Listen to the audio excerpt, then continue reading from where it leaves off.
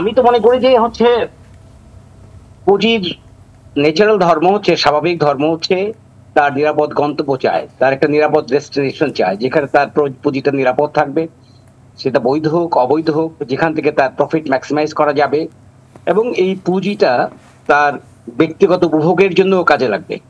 তো এটা হচ্ছে স্বাভাবিক পুঁজিবাদী ব্যবস্থায়।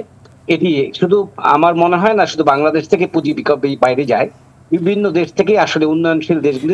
তাহলে কি আমরা বাংলাদেশকে ট্যাক্স হ্যাভেন করে ফেলবো?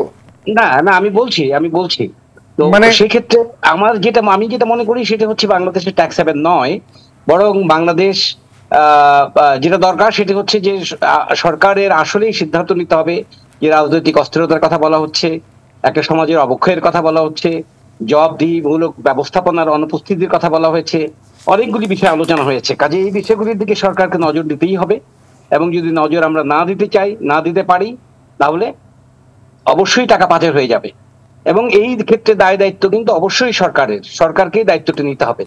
এবং আপনি দেখেন, আপনি একটি কোশ্চেন ইতিমধ্যে করেছিলেন যে আমরা যে কালো টাকা সাদা করার জন্য ন্যূনতম হারে কর দিয়ে, ন্যূনতম জরিমানা কর দিয়ে আমরা সাদা করার জন্য বিভিন্ন রকম পরিকল্পনা করি।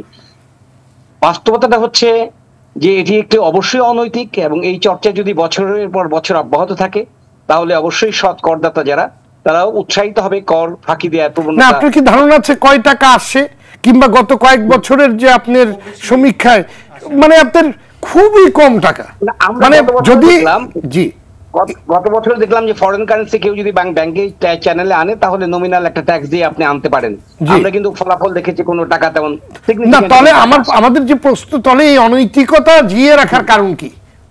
আমার কাছে যেটি মনে হচ্ছে যে একটি কথা হচ্ছে যে মূল আমার মনে হচ্ছে যে এনবিআর এর আসলে এই কালো টাকাটা যেহেতু ধরে ফেলার এবং আমাদের মানি লন্ডারিং এর জায়গাটা বন্ধ করার কোনো ব্যবস্থা নেই, কাজেই আমরা যেহেতু সক্ষমতা অর্জন করতে পারিনি, কাজে আমাদের সক্ষমতাটা ঢাকার জন্য আমরা চাই যে কোনো না কোনো ইনসেনটিভ দিয়ে অন্তত টাকাটা দেশেই যদি থাকে এবং দেশে যদি বিনিয়োগ হয় তাহলে আমিও কিছু ট্যাক্স পাই। তাহলে মঞ্জিল মোর্শেদ যে কথাটি বললেন কিছুক্ষণ আগে, যে এখানে কষ্ট করে একেবারে ঘাম ঝরিয়ে কাজ করে আপনি অর্থ মানে আয় করছেন এবং 30%-এর উপরেও পর্যন্ত ট্যাক্স দিচ্ছেন, তাহলে তো সেও ওই পথেই যাবে যে আমি তো এইসব না করে আমি বোকা নাকি, আমি তো পরবর্তীতে ওইটা দিয়ে 10%-এ দিয়ে আমি তো বাইকে গেলাম, তাহলে আমি তো রাজস্ব আদায় হবে না। রাইট, অ্যাডভোকেট মঞ্জিল মোর্শেদ যে কোশ্চেনটা তুলেছেন আমি তার সাথে একমত ইন এ সেন্স যে আমরা যদি প্রতি বছর ক্রমান্বয়ে যদি আমরা এই একই সুবিধা দিয়ে থাকি এবং কালো টাকা সাদা করার বা কর অনারোপিত আয়কে আমরা কম কর হারে প্রদান করে আমরা যদি সাদা করার সুযোগ দেই তাহলে আগামীতে মানুষ এই প্রতি বছর অপেক্ষায় থাকবে, হয়তো আমরা আরেকটা সুযোগ পাবো এবং আমি এখন কর ফাঁকি দিব। এই কর ফাঁকির সংস্কৃতিটি যেটি আছে সেটি আরো শক্তিশালী হবে এবং তাতে করে রাষ্ট্র ক্ষতিগ্রস্ত হবে, রাজস্ব ক্ষতিগ্রস্ত হবে এবং সামগ্রিকভাবে জনগণ ক্ষতিগ্রস্ত হবে। কাজে আমাদের এমপি মহোদয় যেটা বলেছিলেন যে একটা সামাজিক আন্দোলন করার দরকার কর ফাঁকির বিরুদ্ধে। ব্যবসায়ী আপনি দেখেন কর ফাঁকিটা কে করবে? আমার প্রশ্ন নেই যে শুনেন, এই যে আমরা যে বলছি আমরা সবাই ভালো হয়ে গেলাম, আমরা সবাই ভালো হয়ে গেলাম, কর ফাঁকিটা দিচ্ছে কিন্তু এই দেশের নাগরিক, কর ফাঁকি দিচ্ছে এই দেশের নাগরিক এবং যার সবচেয়ে বেশি কর দেওয়ার কথা তিনি কর ফাঁকি দিচ্ছেন বা তারাই কর ফাঁকি দিচ্ছেন। কাজে এর বিরুদ্ধে সামাজিক আন্দোলন গড়ে তোলাও কিন্তু অত্যন্ত চ্যালেঞ্জিং।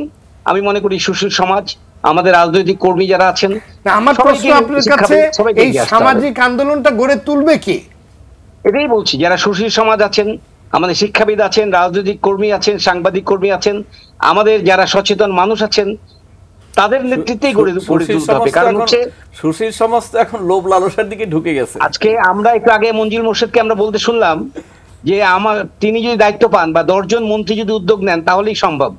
আমরা যদি দেখি এরশাদ সময় যে দুর্নীতিটা ছিল, যখন এরশাদের 90 পর্যন্ত যে দুর্নীতিটা ছিল, দুর্নীতির পরে কিন্তু হঠাৎ করে কিন্তু আমরা দেখলাম একটা স্থবিরতা, একটা লাগাম চেপে আসলো। তার পরবর্তী পর্যায়ে আবার দুর্নীতি শুরু হলো। 96 আমরা দেখলাম দুর্নীতি লাগাম চেপে আসলো। কাজে আমরা ফেজ বাই ফেজ দেখছি সরকারকে দায়িত্বটা নিতে হবে এবং জনগণকেও এই ব্যাপারে সোচ্চার ভূমিকা রাখতে হবে, যেভাবে এখন রাখছে মিডিয়া কর্মীরা। সেই মিডিয়া কর্মীরা যদি তারা সজাগ থাকেন, তারা যদি এভাবে সোচ্চার হন, তাহলে জনগণের উপর চাপ বাড়বে এবং সরকারের উপর চাপ বাড়বে এবং সরকারি প্রতিষ্ঠানগুলির উপর চাপ বাড়বে এবং তারা বাধ্য হবে এই বিরুদ্ধে প্রতিরোধ গড়ে তোলার ক্ষেত্রে। জি, ধন্যবাদ। আমি মনে করি।